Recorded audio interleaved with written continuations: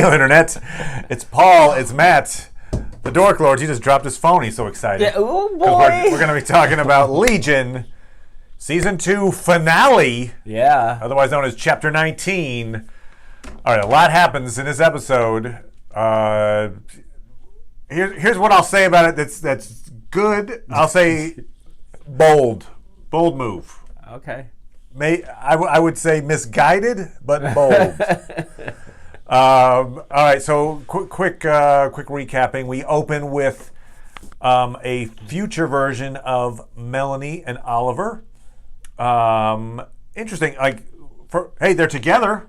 That's something Melanie always wanted. That's what she always wanted. And they are together in the astral plane. They're in the giant ice cube that Oliver was trapped in back in the day. I think if she was aware, because I don't think they were aware that he was existing in this astral plane in the first season until he got out. But if she could have existed with him that whole time, she probably would have been just fine. Agreed. Just fine. Like, oh, there they are, just listening to old records together. So they're together in his space-age bachelor pad in the astral plane. And their memories are going, just like Oliver's memories had been going back in season 1. He's like, what were I used to know someone once. So by being in the astral plane, their reflection of, their memory of events is starting to fade. But in the middle of their conversation, I thought the most interesting part was they remember helping Farouk. Yes. And that's kind of interesting because they're like, didn't we help him? I remember helping him, and she was like, I remember helping him. Yeah, like, that's probably not good, but okay. They discuss then there was the basically David was the big baddie, and there was the betrayal moment. Yep. Sid they remember quite well. They couldn't remember Carrie's name or Carrie. Yeah, what was it? Glasses McLabcoat. Yeah. That's good. There was a woman who kicks things or something like that. Yeah. That was very funny. Yeah, some quality comedy there. But yeah, so they are together, but they also say that their bodies are hidden away on Earth. So we can assume that in this dystopian future, they managed to survive it in some way, then hid their bodies, and I suppose voluntarily went up into this astral plane to avoid the horrors of the real world. There you go. Probably. That's the only sane thing to do. Yeah. So in that case, they're living it all in Oliver's head. I don't know. This episode was not all in his head, so it had some bits, you could say, partially in his head, but now I'm wondering if you would have preferred it being all in his head to actually, what we got. I'll take the waking up. What? Oh, it was all a dream. Okay, so there's that intro. It sets the table of like, okay, there's a betrayal that's going to come somewhere here. Dave's going to betray Sid, and it's going to lead to some break, and bad things are going to happen, and it eventually means Oliver and Mellie have to hide their bodies and disappear in the astral plane. So we come back to the moment that Farouk was, freed. He's standing on the mountaintop. He's thrown the tuning fork off into space, or not space, but away. And maybe he should have thrown it into space. Hey, make it far enough away that it can't affect him. That might have been a better move than just, I'll move it slightly to the left. Yeah. So David confronts him, and they have, actually there's the music bit first. So they're confronting each other, levitating. Yep. While they're playing The Who, they're singing The Who. Now I'm wondering if that little bit didn't occur after some initial battle. But, What do you mean? Now I'm wondering if that initial bit with Melanie and Oliver. How do you say O'Brien? Oliver didn't occur like in the middle, like, oh, they're going to battle, and then there's this little thing. I don't know, whatever. Oh, okay, that's what you mean. Maybe they cut away into it. It might have been the very beginning of the episode. Okay, gotcha. So fight happens. They sing their songs. And the songs, just like in West Side Story. The lyrics are relevant, right? Boy, when you're a jet all the way. So they levitate together, singing about, hey, pain makes me strong. I don't know. Anyway, I'm actually Paraphrasing? not who I really am, and I don't know. There were some lyrics that were suggestive of the nature of those two characters. They have an illustrator's version of a battle. Yep. Which is cool with me. I'm good again with like not just punching each other. It might be a good spot to show some of the, Yeah, it might. pictures of the battle there that I showed you there. So Just cut them in there. Oh, you mean the one from the comic strip? Yeah, that's what I meant. Yeah, good point. Yes, there's probably coming right now panels from the original comic where Professor X fights Farouk, and there's some similar kind of metaphors for their brain fight. Yeah, brain fight. So brain fight happens between David and Farouk. At one point, notably, Farouk pretends to be Sid. Yeah. And it makes David like stop attacking him for a moment and like aha, rah, and like pounces on him. Ends up wrapping him up in a spider web as this giant spider. Looks like it's the More details about the fight. the animation's a little There's something to be cheesy, desired. but it's okay. Yeah, it's okay. It's fine. Yeah. For what it is. It was better than just punch. I appreciated that idea. It kind of reminded me a little bit too of what was it? Big Trouble in Little China. Oh. But anyway, all right.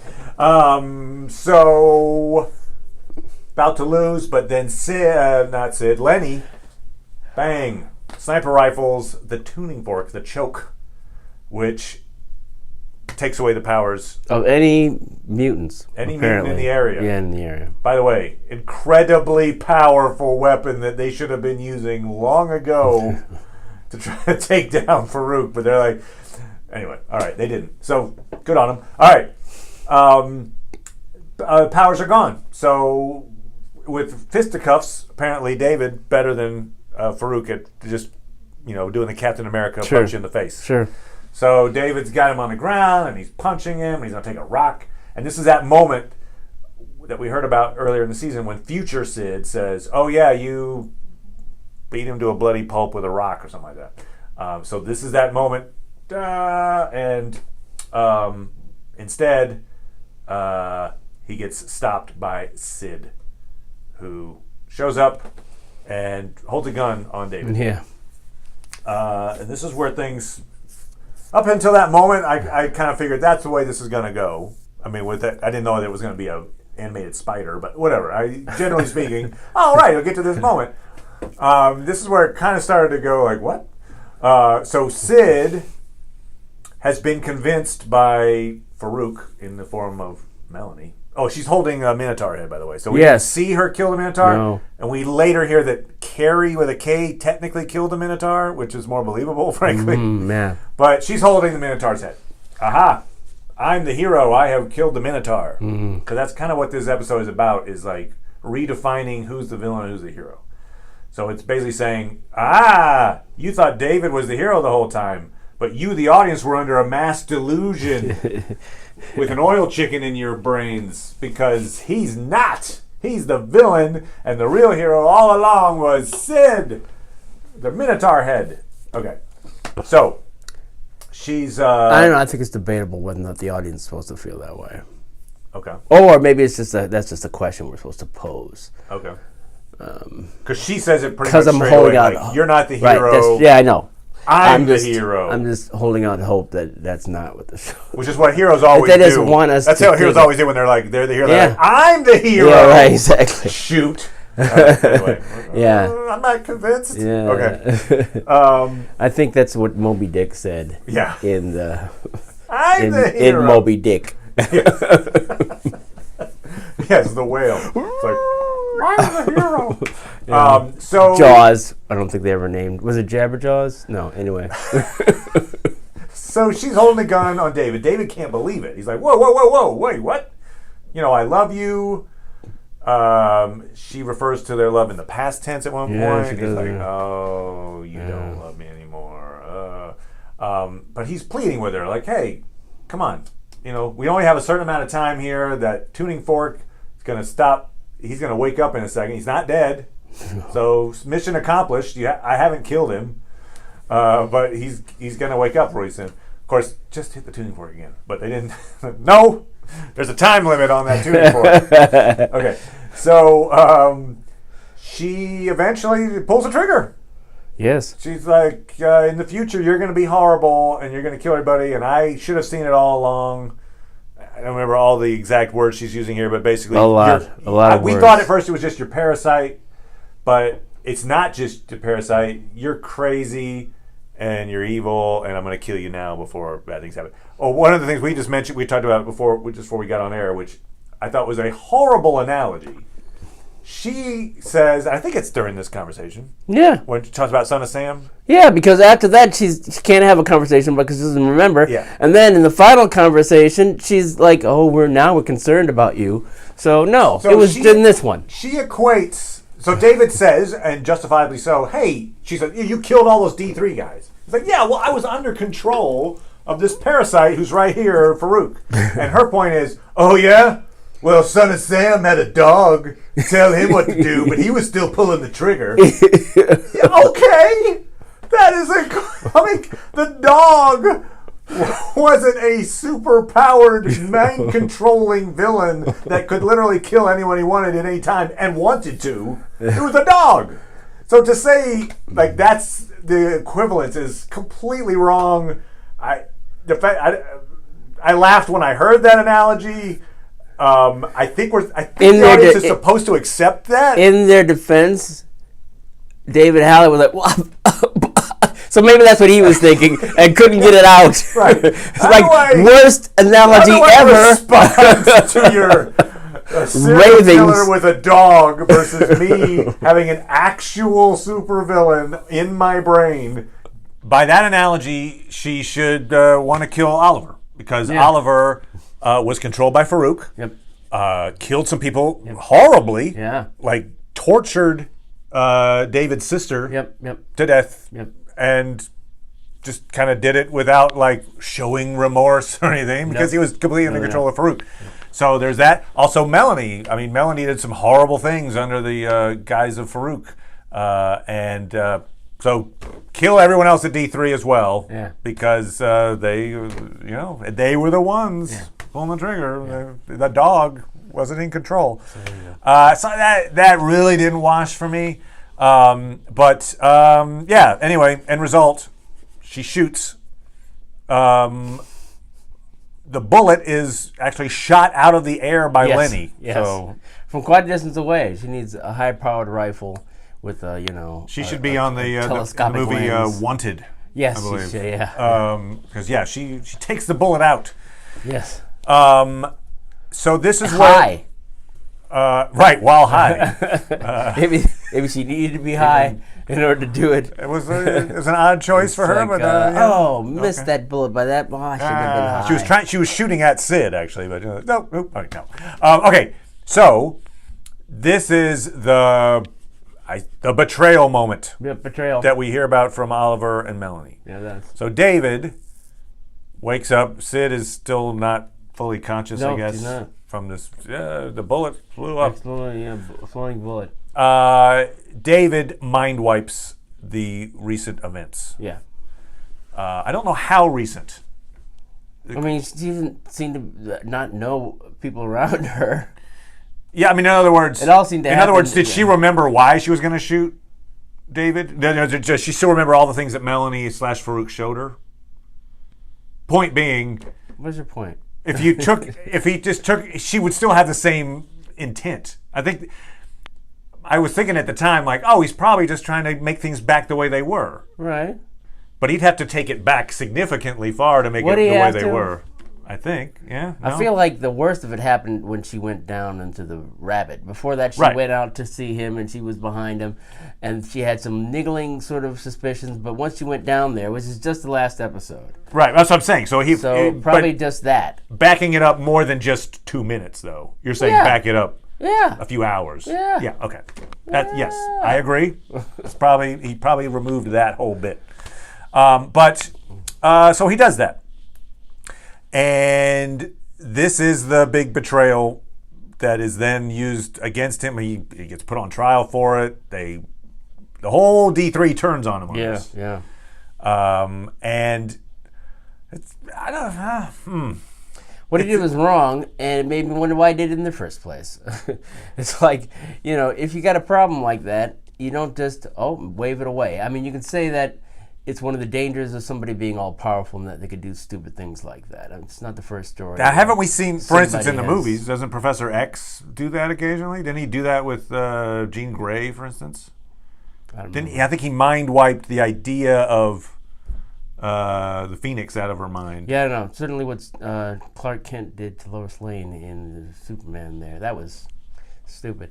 But so there's all sorts of, there's a memorable Buffy episode where Willow, newly empowered witch, is having a fight with her girlfriend about how much magic she's using, and so she wipes the memory of the fight from her mind. How does that resolve itself? So when she finds out, it's just like, yeah, you're using too much magic. You took away my memory of our fight. So my point being is that was stupid. Heroic characters in movies and comics have used that power before, as we just illuminated there. Right, and but God forbid he should have said, okay, she was about to kill me. So, he could have just said, like, okay, you know what? He's not dying now. All these people are saving him. That's right. So he's in prison now. I can't kill him. So you're not going to kill me now, right? Because he can stop me in theory. So you could have had a conversation with her at that point. Or if he thought, she can't be trusted, she's still going to kill me, he could have wiped her memory and then told the other people, she was going to kill me. Maybe we should do something about this so she doesn't have to kill me. Or I don't have to take away her memories, because that is bad. She pointed a gun at me and pulled the trigger. She did express this, you never had a girlfriend before. So not only did he not know that he should pay attention to them when they're having a gun, but you should also not wipe their memories. That's just something you don't do with girlfriends. You don't do that. You don't do that. Maybe before you have your first girlfriend, you think it's okay, but no. No. You learn. No, you don't do that. It was a betrayal, but it felt like, if he put it into context, he could at least describe, I'm not a supervillain because of it. Like, that does not make me a supervillain. No, it doesn't. And in the context of the show, there kind of seemed to be the theme was that makes you a supervillain. Well, only a supervillain would mind wipe the woman who tried to shoot him. So that and all the things they're going to do him in the future, apparently, right? Because they believe that stuff is going to happen. Right, but that's where I have a problem with Sid.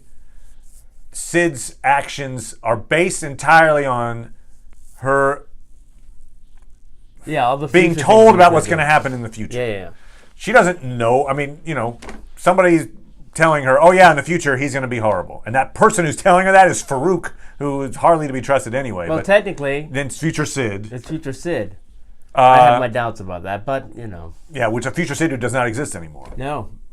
Because Farouk Paradox lived. And so that's probably why the arm didn't come off, because it's not that version. That version of Sid no longer is around. But so she's basically killing. She's willing to kill David for something he hasn't done yet. Yeah. Hey, you've had all this abuse and you've got it in you. I've seen all these things of you having it in you, so I'm going to kill you now. Yeah. Wow. I mean, that's pretty harsh. Yeah. I guess you could argue, though, that, just hit that tuning fork again. That's right. The tuning fork is going to wear off, and they can't be able to stop him in his powers. It's just... and, it can't be used indoors at the end of the show. Plus the things like... Although I like the way that it looked, though. I like, he was trapped in that bubble there, at the end of the show. I like the way it looked. Yes. It's like that crappy ass. Why didn't put that Farouk in that bubble? They put him in that Right, they gave him the crown. They gave him a crown, yeah. Which then they took him out of. Which I love that. Why would you? Part of it goes out so you can talk to mice. Yeah. But the idea of it's that not talk to mice fuse that he right. I can now affect the brains of mice. What do we think he had the mouse tell Sid? I don't know. I mean, maybe it was a recipe. He could have had the mouse tell Sid, "Oh yeah, by the way, David mind wiped you." But she would have already known that or gotten that information from Carrie with a C, who found it out through the recreation of the events. Sure. So that what I was just thinking, was there other information? Did he delude her in some way? I mean, it kind of felt like the delusion, right? It felt like the oil chicken crawling into Tanami's head. Yeah. Oh, I had a mouse come up. By the way, Tanami, MIA, but that's fine. Yeah. Also, Oliver and Melanie in this time frame were not around. Right. Like, where the hell were they Right. during all this? Oh, I guess we know. Actually, Oliver got the crap beat out of him, so he's back in the temple. And Melanie's probably still down in the maze somewhere. Maybe. All right, that's probably what it is. Oh, yeah. So there's a difference between, all right, Farouk's our enemy, but he's the only guy that can beat our worst enemy. The enemy of my enemy is my friend. There's a difference between that and, let him out. Yeah. Let's take off his restraints. And let's let him walk around D3 with a suit on. Like, okay, what? That didn't make sense at all to me. No. The idea of like trusting him implicitly to, that guy could easily wipe out all of D3. It has reason to. So that seemed a bit, that strained credulity. I think they were just trying to get that moment of, oh, you thought I was in jail? Well, check it out. I'm in a suit. You're in jail. And so that moment of David going like, oh, I like David's reaction to that. Yeah. I mean, even the Blacklist, I think it was like at least a half a season where they kept him, and they put him in a nice hotel, but they didn't just immediately say, oh, here you go. You're afraid to run to the place. And I guess that was all because they found out that David mind wiped Sid. Yeah. That's the only thing that changed between, all right, we've got Farouk and we've got him in prison. Yeah. And let's let Farouk out. Yeah, it's not even like they had a problem with all the take this to this place and take that to that place, and I can't tell them the plan. I just have to know what I want them to do. Right. They didn't mind that. Which they probably shouldn't have minded, because I think his intent on that was, if I let you know, Farouk can read your mind and he'll know the plan. Right. So at least there was a reason for that. Yeah. And it kind of like the same idea with, so Sid, as you said, before she goes down in the pit, she's got doubts. We talked about it before, like maybe she's not in love with him anymore. She's wondering, but she didn't have the I'm going to shoot you in the face until she went down in the pit. So what changed? What was in the pit?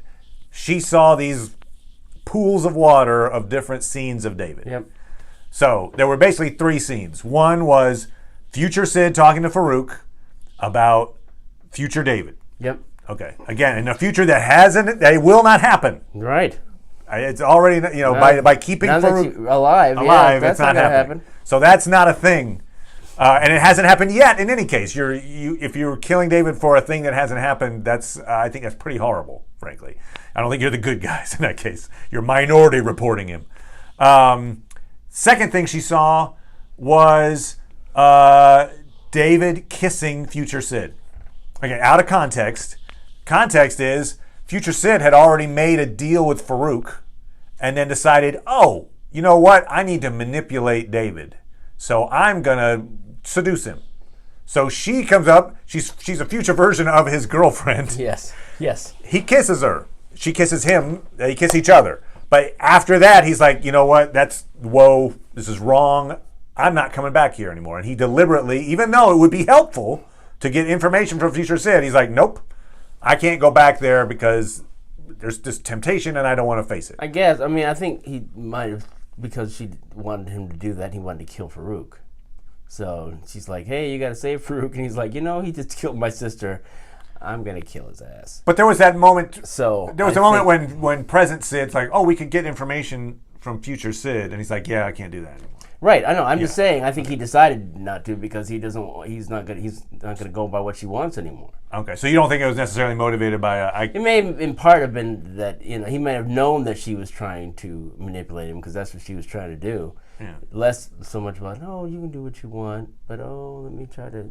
I'm just saying the context of that kiss is informative. It doesn't necessarily let him off the hook, but it also is like I think that's because Present Sid talks about how he's mad at her or whatever, and So I think that's the main thing of the reason why he didn't go back. I got you. I'm just saying the context of that vision, I think, would help. And that's why he's like inform. one at a time. The problem that's coming. Yeah, right. You know, and it's still that case. It's still one at a time. Kill Farouk and deal with how nuts he goes after that. And so it comes down to then the vision of him torturing what he thinks is Farouk to try to get the whereabouts of Sid. Where is she? And the fact that during it he's smiling. Like that's pretty much what it comes down to is you looked like you were enjoying torturing Farouk, so I'll shoot you in the face. Like that doesn't work for me. No, not for I'll just me. say I'm tapping out of Sid's change to I'll shoot you to stop a threat, and that makes me the hero. Yeah. I wasn't a big fan of that. So yes, we've got David. He gets put on trial. Interesting how she puts it in different contexts. She says, "You drugged me and had sex with me." Yes. So she puts it more in that okay, that makes that's It's a clear example of trust that was betrayed. He had sex with her while she was mind wiped. Yes. So she couldn't remember that she probably wouldn't have had sex with him. Right. She couldn't remember that she wouldn't have given consent. Correct. So it's just the thing that irritates me about pretty much now it's the whole season. Before I was like, okay, I like where it's going. I hope I like where it's going. And now I don't like it. I don't like where at the end of the second season. Maybe they find a way to have it make some sense. But the fact that they had to do what they did to Melanie to make her in a place where she would betray them, and now they've done this to Sid, where it's like, oh, let's make David and relationships so messed up that we can now understand when Sid betrays you. And it's like, it's interesting what they've done with Lenny, because I wasn't crazy. It's like, I was all ready to get rid of the sister anyway, so now making Lenny and Lenny sister hybrid. Lenny's sister hybrid is interesting, even though in a way, I mean, even she doesn't have enough character other than the sort of henchman or we know she loves, or we think she loves. So we don't actually know David. exactly. We don't see that reciprocated. I mean, being pretty creepy once that's explored, but it could be very creepy. Well, right, because we do see this dystopian future from the previous episode. We've got David sitting on the throne with Bones, and we've got what appears to be a pregnant Lenny hanging out on the floor. So he's having sex with his sister, maybe. Anyway, but that's theoretically where this is now headed. Although which future is that, right? So all this stuff, feels like contrived just so they can have him be the bad guy. They wanted to get to he's a bad guy. They could have done it better. I just feel like much better. They were like, all right, we want to get to plot point C, so let's just make up A and B until let's force it into this situation where everyone's against David, and now he breaks out and takes Lenny with him, and then they're like, what do we do now? We pray. So right there. I don't know. So I'm curious what you guys think. Maybe you are like, no, we're all about this. We've always felt this way about David. David is evil. They brought back the parable, but in the voice of David in some way. Right. Yeah, so that's, I mean, who knows? Maybe when we get through season 3, we'll look back at season 2 like, oh, that's what the point. If that's of what it takes, parables. though, that's a crappy long con. If you're like, we're gonna take 11 hours of TV that won't make sense, and will inevitably make you feel like the guy you thought that you could root for, you can't, and then like a year later, we're gonna pay that off. It's probably, worth it to go back now and look at the. Well, maybe not worth it for me. But the parables? Worth it, to look at the parables to see if they're really telling the story of what good and evil is. Because I remember the one, I don't remember what the whole point of the oil chicken in the ear is about. I don't remember what that parable was. But I do remember there was a one about basically don't be mean to people. They don't be mean to people. yeah. Don't be mean to people. One. I Okay. can't remember exactly, but it was that seemed to be the gist of the. Because they grow up wrong. Is what you're saying? Yeah. Like the one where the little kid gets told that like red is green, and then he walks into the street because he thinks the red light's the green light or whatever. All right. I forgot about that one. It seemed like there was one that was the message of that was about bigotry or whatever. It made me think it's about our current situation in some way, but maybe that's just the way I'm wired. Well, so they bring up the delusion, and then they seems to be making the case that the delusion in this case began the moment David saw Sid at Clockworks. Delusion. So in other words, they're saying like love is a delusion. Yeah. I think because they're like he's like I'm a good person, I deserve love. I'm a good person, I deserve love. He finds someone and like he's instantly attracted to her, and basically pursues a relationship with her. They fall in love. He says like, oh, she made me a good person. And it's like, what do you mean by that? You would think you weren't good before? But like, so it seems to be suggesting like that, yeah, the delusion was he was in love. And yeah, pretty much it took somebody to break it apart, which would be Sid, the love interest, to say, nope, you're bad. I don't love you. Shoot you in the face. Yeah. Yeah, it was a weird message. Yes. It was a weird message. I'm not sure it resonated but yeah, so David. And it's making me, unfortunately, there was a time when I thought maybe I should start to watch Fargo, and now I'm not so sure. So you're putting this on Noah Hawley then, in other words. Well, he's the Well, lead. no, I agree. I'm just saying. I'm just saying. I mean, because I was fairly certain that were no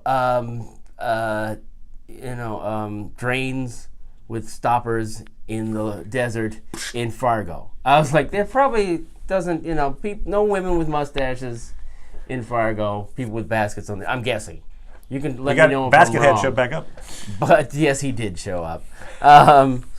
So I was like, maybe this, maybe that's what I need to see Fargo, get a better sense of him as a creator. But well, there was interesting. There was an article, you shared it with me, that Noah was talking about the season. I shared it. And he mentions in it, there was like, oh, so David in the comics seems different than David in the show. And he's like, yeah, well, in the comics, he's got separate personalities, and each personality has its own power. But we thought that was too complicated for the audience to follow. He literally says this. So we decided to take it in slowly, and we're working it in. So now he's got like, there are three of him that are talking, and there's like, there's him, there's kind of more rational version of himself, and then there's the like I'm a god and people are sheep version of himself. But like supposedly that's, after 19 chapters, that is as far as they've gone with the idea of I have multiple personalities and each one has a power. That doesn't even seem the same to me. Because it's my understanding that people died who had powers around him. Like his sister, for instance, or something. Might be somebody who would exist. And Lenny, it's a perfect example, even though now she's outside of his head. Yeah. That's an example of what. But this, just different versions of yourself with different accents. And just the fact that he would say he thought that was too complicated in this show, he's done all kinds of just crazy crap, over the top stuff, and he's like, nah, but that's a bridge too far. Yeah, can't do that. Multiple personalities, each having a different power. I can't even say that without forgetting where I am. Let's dumb this down. Let's have a Minotaur on crutches. So I just feel like that's not the real reason why he didn't do it. I feel like he was like, this is what I want to do. Story is what it blah blah blah in the comics. I'm going this direction, but for him to excuse it with the idea of like, no, the audience wouldn't get it. And to me, it makes it, it makes me even more feel like, because I felt this way the first season where it was like, I don't know that we're going to see very many aspects of the original story, right? And then he brought Professor X in, and I was like, okay. More than I thought he was ever going to do. I wish he hadn't even done that now. It's like, typically what you get with an adaptation is they're like, oh, here's what I think of it, and I'm going to throw out the parts that I don't like, which is what he did. And, throwing in a bald guy at one point is just like to make you think that it's one thing when it's really not. Which brings up another point that at the time, I rolled my eyes last night. They tried to make, just for a moment, Farouk look sympathetic when he's like, I was trying to be your dad. I was just trying to make you love me. Like, I mean, thankfully David doesn't accept it. He doesn't accept it, and then he leaves, and then he's like, I was like, what? Farouk was trying to be the dad.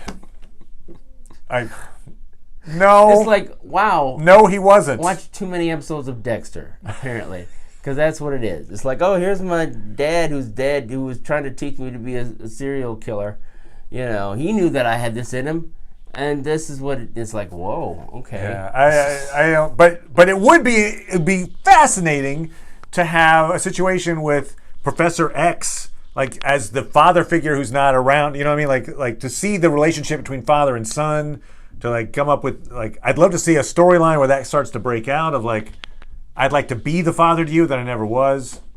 Maybe that reconnecting and I would thing. like Winnie the Pooh to come into the show. Just as likely. You're right. I'm saying it's not going to happen. No. But it would be cool if I were to talk about a storyline I would be interested in seeing. Would be it. Great if Bruce Banner came in there and took him out for ice cream. D3's like, how do we? Our plans to try to stop David by shooting him in the face didn't work. What would be a better way? I know. Maybe his incredibly powerful with similar powers dad could come and try to help save the world by connecting with his son. Something like that. That would be great. I know. I'm saying things that aren't going to happen. Yeah. But I would appreciate that. That would actually be, a familial connection. You got the father-son thing. It would be really great if David fought the Vision. Oh, that'd be so cool, right? Because their powers really are kind of, that would be kind of, or Iceman. We got the World Cup coming. If David could win the World Cup, that would be great. I'd like to see him scoring goals in Russia. Where's Chris Farley when you need Okay. All right. So, I feel like they tore down a lot of the character work that they built up over the course of 2 seasons, and it's hard for me to believe that. I mean, who knows? Maybe they are trying to really set him up as a villain. To me, it just seemed like a different phase of a story. I mean, it's true. He hasn't, other than his betrayal of mind wiping Sid to try to keep her from shooting him and to try to get things back the way they were, misguided as though he is. Other than that, he hasn't done anything super villainous. No, but they did want to show us that one episode where he, all these different options where he could be. He could be. Could be. Yeah. But he hasn't done the stuff. Villain or like some, taking his medicine all the time, complete milk toaster. Right. He gets the one where he is the all powerful guy who's making his sister's nose bleed. Right. Or he's like his sister has to remember to give him his pills so he doesn't, And there is the one time for when he's the homeless guy that Carrie with a K comes and cuts in half. Yeah. So the capacity for evil is there. Good thing they showed us that. Otherwise, I would have been like, "What are you, crazy?" So you're right. In the context of the show, he broke out of a prison. And he's like, enough of this, I'm out of here. And he disappears. He hasn't gone like, and while I'm leaving, I'll turn you all into jelly, and Farouk I'll, step on, and, so he didn't go super villain on the way out. No. He just escaped. Yep. So he hasn't, done the full switch. He does mention he's an Omega level mutant, which is interesting. He brings up that term. Ooh. Just, throwing it out there. There it is. So see it out there. Anyway, probably a little disappointing on the direction that they took. Well, I guess we're pretty negative on this at the moment. Yeah. It's a very creative show.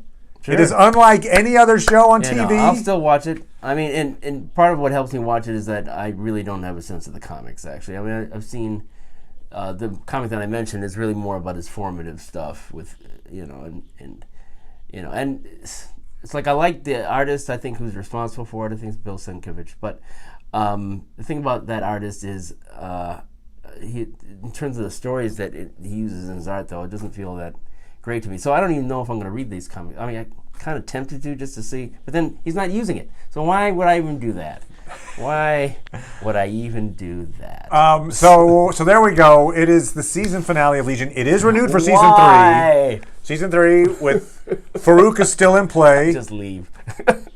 Farouk is potentially a villain in hiding. He's got to be. He's not a good dead. guy. He's not dead. He's not a good guy. Season 3. I was so hoping he was going to be dead. Yeah, he's not. I mean, I liked the actor and everything. He's actually the opposite of that. That's enough. He's actually on But good it's terms not enough. with the No. cast. Yes, he's in good terms. Yeah. He's going to sit down at that cafeteria with the moat. Yep. He is probably with Buckethead. You know, He's going to be they'll have different swapping food, stories. So, yep. And so David is out there as potentially our world killer, David. Yes, world killer.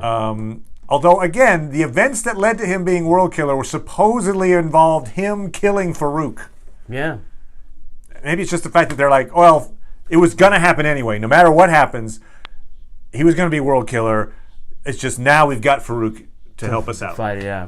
So it wasn't necessarily the act of killing him that changed it. It's just he's done for. He's gone. No hope. But we got Farouk. And I'm sure he won't stab us in the back the first chance he gets. So give him a suit, take the little restraining bolts off him, and we're good. All right. Anyway, yes, Legion. Damn it. I did enjoy watching the show. I'm glad we watched it. I'll put it that way. I'm not like, screw it, bitter, jaded guy. Oh, no, I'm not. I don't know. It's interesting. Yeah. To see what he does, and it's bold. It's interesting. It's bold. Yes, it took some chances. Bold yet bitter. Yeah. So we're gonna talk Westworld. We only got 2 episodes left of that. We're gonna be coming back in with Luke Cage. Oh, sure. Yeah. Season 2. If you've got some other shows that you are interested in, let us know. We might be chatting about them. I'm also gonna do a little, because it's close to my heart. Gonna do a little World Cup coverage. Dorks on Sports. Wow. But that's just whatever. That's a thing. Little sideline for my.